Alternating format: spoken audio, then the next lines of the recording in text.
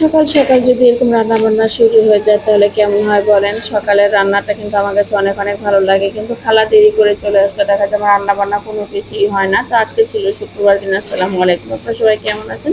আশা করি সবাই ভালো আছেন। আমার ভিডিওগুলো কে কোথা থেকে দেখছেন অবশ্যই আমাকে জানাবেন। আসলেই এই তো এখন রান্না বান্না শুরু করে দিয়েছি, সেটা হলো এখন রুটি ভাজছি।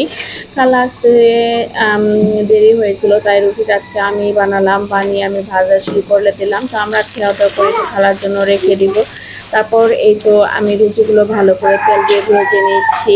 আর দেখেন সকাল সকাল আমার মুরগির বাচ্চা মুরগিগুলো কীভাবে যে ডাকাডাকি করে, তার ডাক শুনে কিন্তু আরও বেশি ভালো লাগে।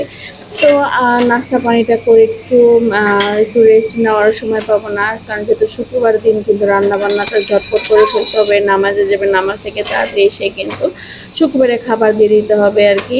তো আমি যখন রুটি ভাজি কিন্তু এইভাবে ভাজি, একটা যখন হয়ে যায় তখন আরেকটা উপর দিয়ে পট দিয়ে তারপর কিন্তু আমি রুটিটা ভাজি। আর এইভাবে রুটি ভাজলে দেখা যায় এক্সট্রা যে ছোট তেলটা করে থাকে একটা সেটা দেন। আর থাকে না। তারপর আমি রুটি ভাজতে মাছগুলো টুকরা ওদিকে দেন। খালাও চলে আসছে, তো খালাকে বললাম আপনি আম কেটে দেন। আর আপনাদের ভাইয়ে মামা মাছ নিচ্ছিল, সেই মাছগুলোও কাটাবো। তো খালা এখানে অনেকগুলো আম পচে যাচ্ছিল, আমগুলো আর খাওয়া হয়নি, আমি জ্বর ছিলাম, খাওয়া হয় নাই। তো এখন আমিও খাবো, খালাকেও দিয়েছি, কতগুলো করছি যে আম দিয়ে রুটি দিয়ে শেষ করেন। আম দিয়ে রুটি কিন্তু অনেক মজা, আপনারা কে কে খেয়েছেন অবশ্যই আমাকে জানাবেন। খালাকেও দিলাম আম রুটি। খাওয়া দাওয়া শেষ করে এখন শিং মাছগুলোকে খালা এইভাবে কাটা শুরু করে দিল। শিং মাছ থেকে কিন্তু এইভাবে ডিমও বের করা যায়। শিং মাছ কী করতে হয়, লবণ দিয়ে ভালো করে ঝাউনি দিয়ে এটাকে ভালো করে পরিষ্কার করতে হয়। পরিষ্কার করার পর শুধু গলাটা কেটে ফেললেই কিন্তু এরকম করে অনেকগুলো ডিম চলে আসে। আর এই ডিমগুলা কিন্তু তাহলে প্রত্যেকটাতে ডিম সংরক্ষণ আছে, করা হ্যাঁ। যায়, এর মধ্যে কোনো ধুলাবালি মানে ছাই লাগে না। কারণ অনেক সময় দেখা যায় মাছ বের করতে গেলে, মাছ ধরতে গেলে দেখা যায় মাছের মধ্যে প্রচুর পরিমাণ ছাই থাকে, ডিমের মধ্যে অনেকগুলো ছাই থাকে, তখন মাছগুলো সব নষ্ট হয়ে যায়।